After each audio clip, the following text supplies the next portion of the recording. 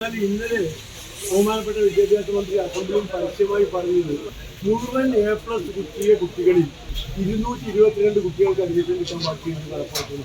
മുഴുവൻ A+ കിട്ടിയ കുട്ടികളിലായി 222 ബാക്കി എന്ന് പറഞ്ഞാൽ ഒന്നിന് A+ കുറഞ്ഞ കുട്ടികൾ എത്രയുണ്ടാവും, A+ ഇല്ലാത്തവർ എത്രയുണ്ടാവും? അപ്പോൾ പ്രശ്നം വളരെ ഗുരുതരമാണ് എന്നാണ് സമ്മതിക്കുന്നത്.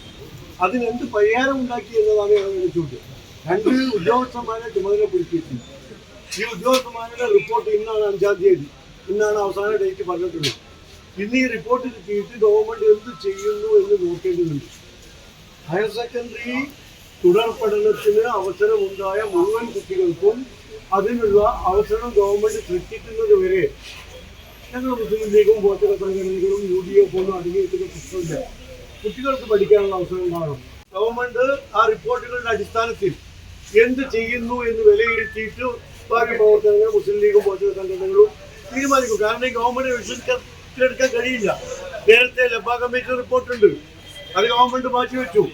പിന്നീട് കാർത്തികേയൻ നായർ കമ്മീഷൻ, ഇടതുപക്ഷ മുന്നണി നിയോഗിച്ച കമ്മീഷനായിരുന്നു കാർത്തികേയൻ നായർ കമ്മീഷൻ.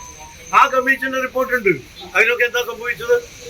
അതുപോലെ ഈ സമിതിയുടെ റിപ്പോർട്ട് പൂഴ്ത്തിവെക്കാനാണ് ശ്രമമെങ്കിൽ അത് അനുവദിക്കുന്ന പ്രശ്നമില്ല എന്ന് ഉത്തരവാദിത്വ ബോധത്തോടു കൂടി തന്നെ പറയുകയാണ്. ഗവൺമെന്റ് തന്നെ വെക്കേഷൻ ഹയർ സെക്കൻഡറിയിൽ അഡ്മിഷൻ നേടിയവർക്കും മറിച്ച് അപേക്ഷ കൊടുക്കാനുള്ള അവസരം ഉണ്ടാകും എന്ന് പ്രത്യേകം എഴുതുന്നു. ഇപ്പോൾ VHSCക്ക് വേറെ നിയമം, ഹയർ സെക്കൻഡറിക്ക് വേറെ നിയമം. ഇതൊക്കെ ഈ ഗവൺമെന്റിന്റെ വിവരമില്ലായ്മയും കെട്ടുകാര്യസ്ഥതയും ഭരണപരിചയത്തിന്റെ കുറവുമാണ് കാണിക്കുന്നത്. അപ്പൊ ഇതൊക്കെയാണ് വിദ്യാഭ്യാസ വകുപ്പിൽ ഇപ്പൊ നടന്നുകൊണ്ടിരിക്കുന്നതും ഇപ്പൊ കാണുന്ന അരക്ഷിതാവസ്ഥക്കും അരാജകത്വത്തിനും ആശങ്കകൾക്കും കാരണം ഗവൺമെന്റിന്റെ പിടിപ്പില്ലായ്മയുമാണ് എന്ന് ഞങ്ങൾ നേരത്തെ പറഞ്ഞത് സ്ഥാപിക്കപ്പെടുകയാണ്. ഇത്ര ഗുരുതരമായ അവസ്ഥകൾ. അപ്പോ 60%, 65%, 70% മാർക്ക് കിട്ടിയ കുട്ടികളുടെ അവസ്ഥ എന്തായിരിക്കും?